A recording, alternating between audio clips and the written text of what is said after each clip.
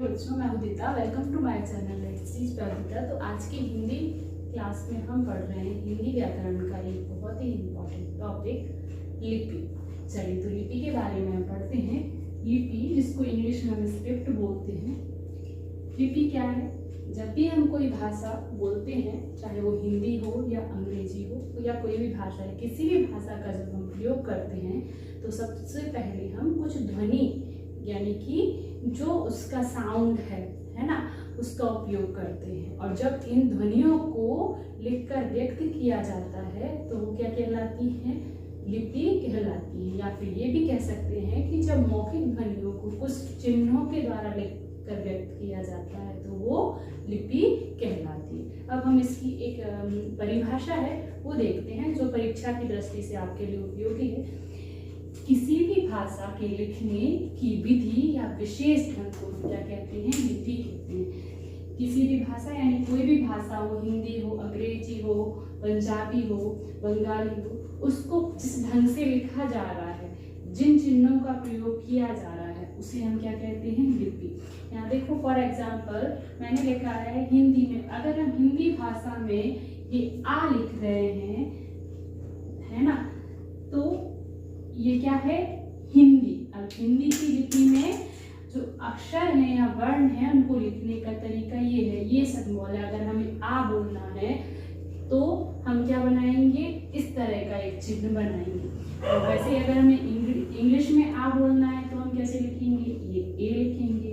वैसे अगर हमें हिंदी में बा बोलना है तो हम ऐसे बा लिख देंगे, जबकि यहाँ बा बोलना है तो हम नहीं बना देंगे। तो समझ में आया आपको कि अपनी जितनी भाषाएं होती हैं अलग अलग, उनको लिखने का अलग अलग ढंग होता है, या उनको लिखने के लिए अलग अलग चिन्हों का प्रयोग किया जाता है। और इन चिन्हों को ही हम लिपि कहते हैं। फॉर एग्जाम्पल, हमने ये क्या बना हुआ है? एक घर, है ना।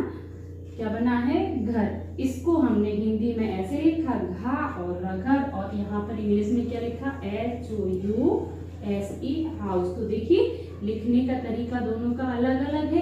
ये हिंदी की लिपि के अनुसार लिखा गया है और ये अंग्रेजी की लिपि के अनुसार लिखा गया है। तो आपको समझ में आया लिपि क्या कहलाती है? किसी भी भाषा को लिखने का विशेष ढंग या तरीका, या ये भी कह सकते हैं कि किसी भी भाषा को लिखने के लिए जिन चिन्हों का प्रयोग किया जाता है वो क्या कहलाते हैं? लिपि कहलाते हैं।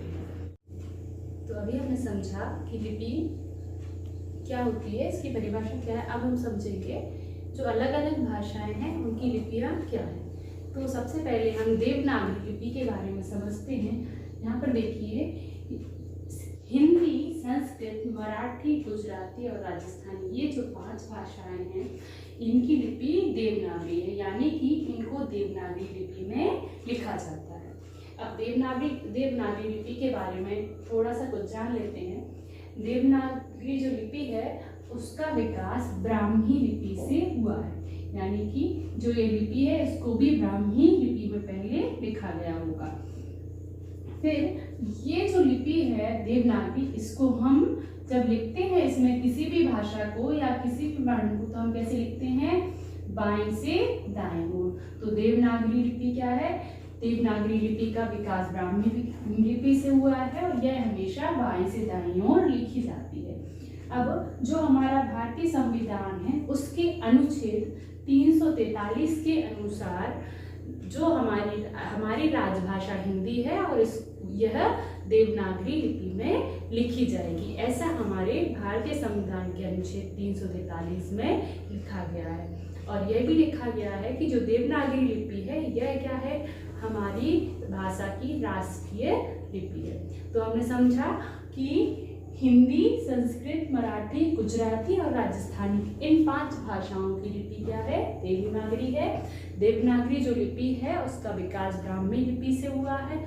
इसको हमेशा बाएं से दाएं ओर लिखा जाता है।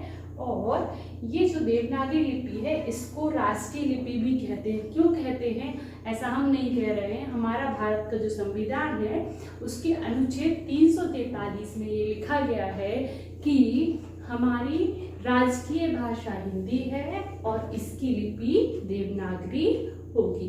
इसलिए जो हिंदी भाषा है और उसके अलावा संस्कृत, मराठी, गुजराती और राजस्थानी ये भाषाएं हैं, इनको देवनागरी लिपि में लिखा